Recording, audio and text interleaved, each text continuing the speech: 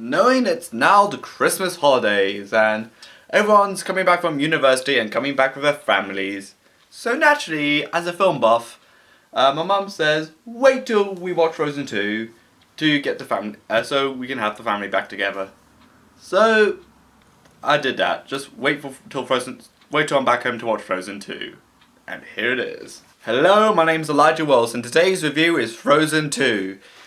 The story is, with Elsa now being the Queen of Arendelle, but she's having some surprising voices in her head and she's trying to find out where these voices are coming from. And of course, Kristoff is trying to engage to Anna, which is kind of a weird side plot.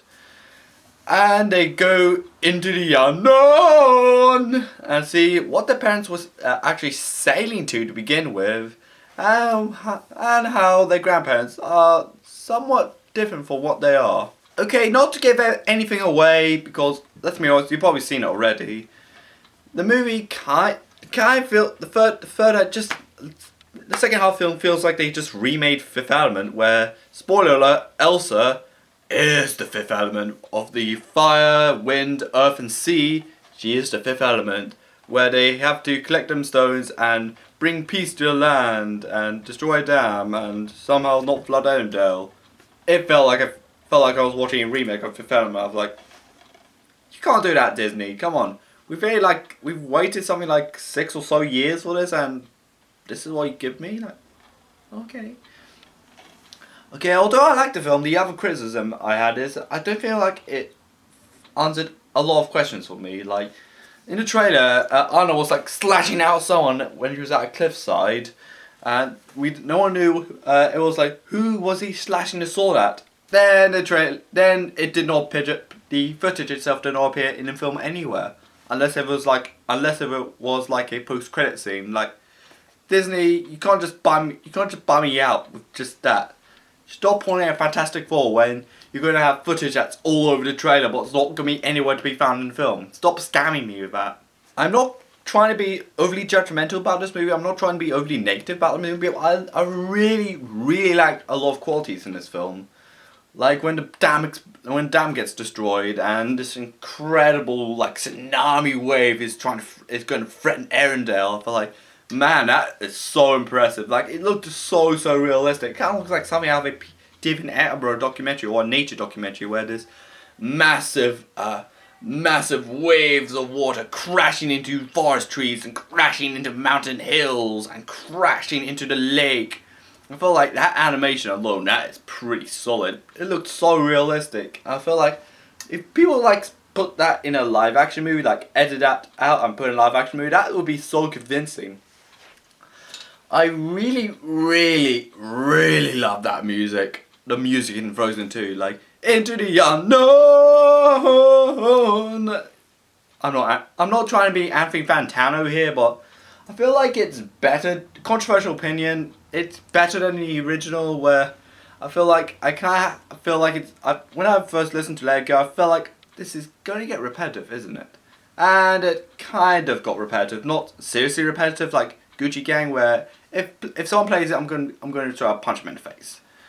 But I think the one golden moment is when Kristoff is singing with his deer, who's also singing, and it's all filmed and edited like a really corny music video, where it's something out of the 2000s or 90s, like it's all love fade cuts and all these deers are gathered around. I felt like I was like cackling and giggling at the back, like it was so corny, so silly. I could not take it seriously.